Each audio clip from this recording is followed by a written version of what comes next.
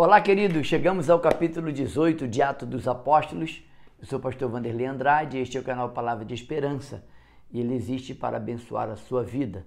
No capítulo 18, nós vamos ter como tema persistência na adversidade. Paulo chega a Corinto, encontra Áquila e Priscila e Apolo. Ele conclui aqui a sua segunda viagem missionária e ele chega a Éfeso, onde ele vai iniciar a sua terceira viagem missionária. Nós não podemos dar continuidade a esse vídeo sem lembrarmos de nossos irmãos e amigos que estão sofrendo no Rio Grande do Sul. Eu quero pedir suas orações, contar com sua ajuda orando pelos que ali estão sofrendo, por aqueles que podem doar. Se você pode doar, faça a sua doação. É importante que nós estejamos solidários com esse momento tão difícil que estão atravessando esses dias. Então vamos pedir ao Senhor que os visite e traga a provisão necessária para aqueles que estão ali sofrendo e precisando de socorro. Eu quero, olhando com você hoje o capítulo 18 de Corinto, ver que em meio à adversidade nós precisamos de persistência. As batalhas, elas servem para adestrar nossas mãos para as batalhas. Então nós precisamos estar olhando para Cristo o tempo inteiro. Paulo tinha esse foco. Quando ele chega a Corinto, ele vai a Corinto porque Corinto é uma cidade estratégica. Ali havia um comércio muito forte. Politicamente, essa cidade de Corinto era a capital da província da Acaia e ali morava o procônsul. Então não era uma cidade comum, era uma cidade religiosamente muito forte, mas com idolatria. Ali havia o templo a Afrodite, templo a Cis, templo a Serapis, e essa cidade de Corinto era a cidade conhecida como uma cidade imoral. Havia ali muita imoralidade, muita gente perdida, sem Deus, sem Cristo, sem esperança. E Paulo vai para ali com sua equipe para pregar o evangelho àqueles irmãos. Paulo tinha uma profissão, o texto vai dizer no capítulo 18, logo no início, que Paulo encontra Áquila e Priscila, que eram da mesma profissão. Eles eram fazedores de tenda, trabalhavam com couro. Havia uma cultura, dentro da cultura judaica, esse ponto ele é muito importante. Todo pai ensinava seu filho uma profissão. E Paulo aprendeu a profissão de trabalhar com couro, como fazedor de tendas, porque havia uma grande indústria, e muito importante indústria, na cidade de Tarso, onde Paulo nasceu. Ele encontra ali Áquila, que também é da mesma profissão. Áquila está vindo da Itália. Versículo 3 diz: e posto que eram do mesmo ofício, passou a morar com eles, trabalhava, pois a profissão deles era fazedor de tendas. No versículo 2 lemos: lá ele encontrou um judeu chamado Áquila, natural do Ponto, recentemente chegado da Itália, com Priscila, sua esposa, em vista de ter Cláudio decretado que todos os judeus se retirassem de Roma. Então, Paulo encontra ali e conhece Priscila e Áquila, Áquila e Priscila. Áquila é o esposo, Priscila é a esposa, e eles juntos formam uma equipe. Paulo sempre vai focar numa equipe ministerial. Paulo nunca gostou de trabalhar sozinho, e isso é um grande aprendizado que nós temos na vida de apóstolo Paulo. Deus usa casais que buscam servir a Deus juntos e um complementa o outro. Áquila e Priscila são esse casal que, embora Áquila sendo judeu, ele tinha um nome romano e isso também facilitava a entrada dele entre os romanos. Paulo foi estratégico até nisso. Priscila já era uma cidadã romana e, segundo alguns estudiosos, ela era de classe alta romana, mas eles haviam se convertido a Cristo e Deus une pessoas e nós precisamos ficar atento a isso. Deus sempre unirá pessoas que têm o mesmo propósito, o mesmo alvo. Procure se associar a pessoas que tenham conhecimento, que tenham o desejo de amando a Deus, comunicar o evangelho às pessoas que ainda não conhecem. Paulo fez uma grande parceria e ao longo das cartas de Paulo em Romanos e também em outras cartas você vai ver Paulo falando de Priscila e Áquila e às vezes Áquila e Priscila. Paulo vai dar tempo integral em Corinto e ao chegar em Corinto, no capítulo 18, nós lemos isso, versículo 4 e 5. e todos os sábados discorria na sinagoga, persuadindo tanto judeus como gregos. Quando Silas e Timóteo desceram da Macedônia, Paulo se entregou totalmente à palavra, testemunhando aos judeus que o Cristo é Jesus. Timóteo e Silas vão chegar também a Corinto e Dr. Lucas não deixa muito claro, mas se Paulo vai se dedicar tempo integral para pregar aos coríntios, é porque provavelmente Timóteo e Silas trouxeram da Macedônia, a igreja de Filipenses, ajuda para o ministério de Paulo. Então ele pôde se dedicar tempo integral. Todas as vezes que Paulo tinha recursos, ele não trabalhava, porque ele teria sustento. Toda vez que o sustento estava pouco ou acabava, ele ia para o seu trabalho como profissional de fazedor de tendas. Paulo decide não pregar mais aos judeus ali, porque os judeus resistiram a Paulo veementemente. Versículo 6. Opondo-se os judeus e blasfemando, sacudiu Paulo as vestes e disse-lhes: sobre a vossa cabeça caia o vosso sangue, e dele estou limpo, e desde agora vou para os gentios. Deus endureceu o coração dos judeus ali para que Paulo pudesse cumprir o propósito de pregar aos gentios. Nesse episódio, nós vamos ver que Paulo conhece Crispo. Crispo é um dos principais da sinagoga ali em Corinto. E o texto diz que ele e toda a sua casa se converteram ao Senhor. E lá em 1 Coríntios 1,14, nós lemos que Paulo batizou a família de Crispo. E é importante observar isso.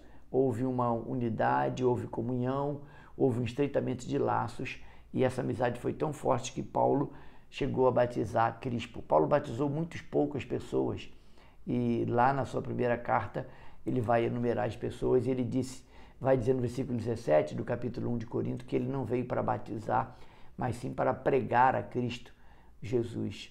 O foco de Paulo era anunciar o evangelho, não pregar, não batizar pessoas. Paulo vai ser encorajado pelo Senhor depois dessa forte resistência dos judeus, e em meio à adversidade nós precisamos de palavras de encorajamento. E eu quero ressaltar para você, Deus é o maior encorajador que pode existir. Portanto, se você estiver atravessando por adversidades, não desanime, continue pregando o evangelho e conte com o encorajamento de Deus. Versículo 9 e 10, nós lemos: teve Paulo durante a noite uma visão em que o Senhor lhe disse: não temas, pelo contrário, fale e não te cales. Preste atenção no versículo 10. Porquanto eu estou contigo, e ninguém ousará fazer-te mal, pois tenho muito povo nesta cidade. Paulo diz o texto que ele se demorou ali por 1 ano e 6 meses pregando o evangelho naquela cidade, porque havia ali muitos que deveriam entregar a sua vida a Cristo. Então, no meio da adversidade, você receberá encorajamento, porque Paulo também foi encorajado. A partir do versículo 12 a 17, nós vamos ver Paulo perante Gálio, que a essa altura está sendo comissionado pelo povo judeu a condenar Paulo. E eles levam Paulo para o tribunal, versículo 12 a 17. Quando, porém, Gálio era procônsul da Acaia, Corinto é a Acaia, né? Levantaram-se os judeus concordemente contra Paulo e o levaram ao tribunal.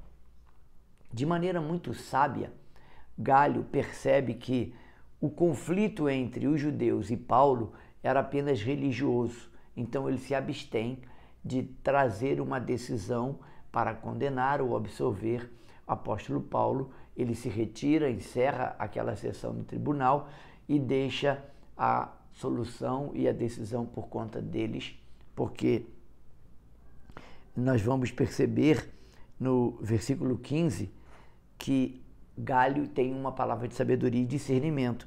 Mas se é questão de palavra, de nomes, Jesus, o Messias, o Cristo, né?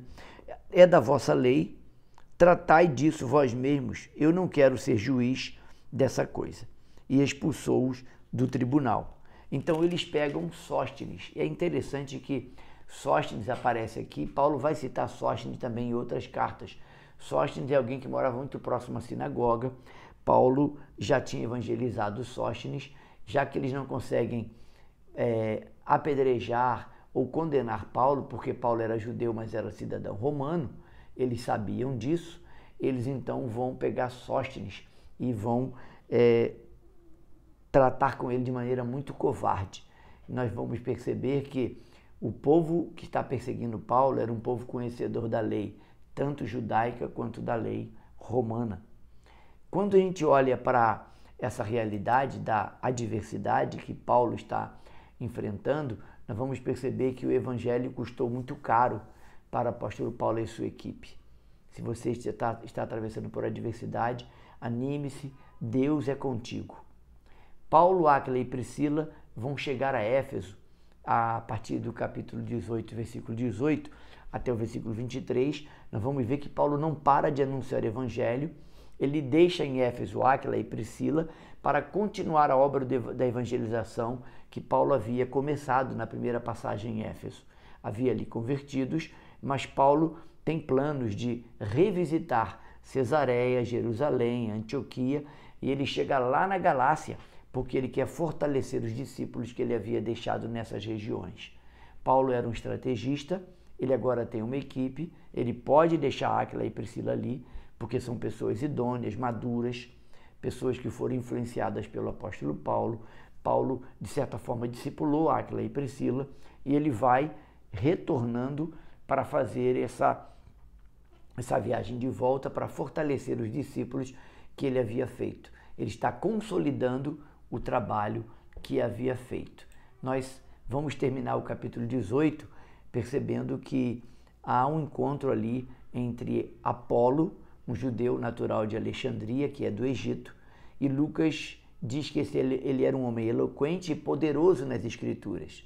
Ele era instruído no caminho do Senhor, portanto ele já conhecia o Evangelho de Cristo, mas faltava-lhe algum complemento. E Dr. Lucas, ao narrar isso, não nos deixa claro, mas percebe-se que Áquila e Priscila, quando ouvem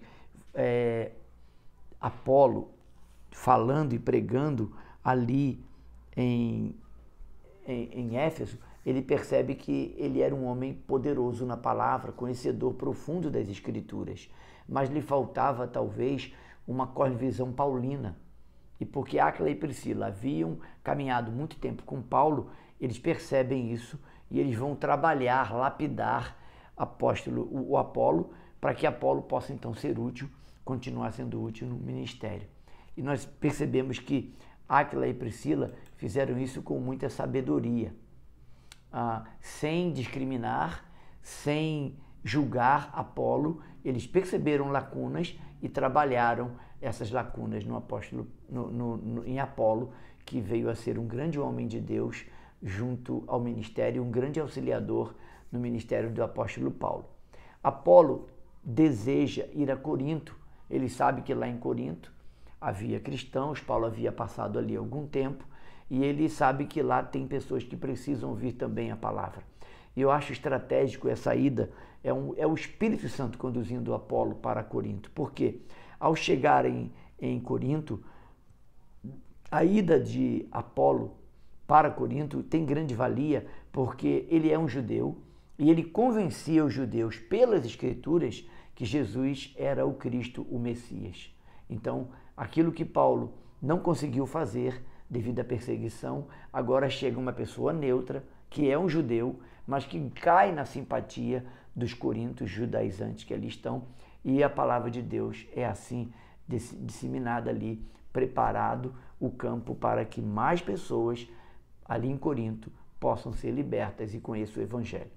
No próximo episódio, nós vamos entrar na terceira viagem missionária de Paulo, Atos 19, e nós vamos ver Paulo voltando a Éfeso, porque ele prometeu que estaria ali com eles. Ele não fica naquele momento que ele passa, ele se retira, vai a Cesareia, vai a Jerusalém, vai a Antioquia, passa pela Galácia, e agora, no capítulo 19, nós vamos ver que Paulo volta a Éfeso e ele dedica ali um bom tempo de seu ministério. Deixe seu like, compartilhe esse vídeo com seus amigos, se inscreva no canal se você não é inscrito e faça um comentário. O comentário é muito importante para que mais pessoas sejam alcançadas através desse vídeo. Eu sou o pastor Vanderlei Andrade, este é o canal Palavra de Esperança e ele existe para abençoar a sua vida. Um forte abraço, tenha sempre esperança. Te vejo no próximo episódio, assim que Deus permitir. Até lá!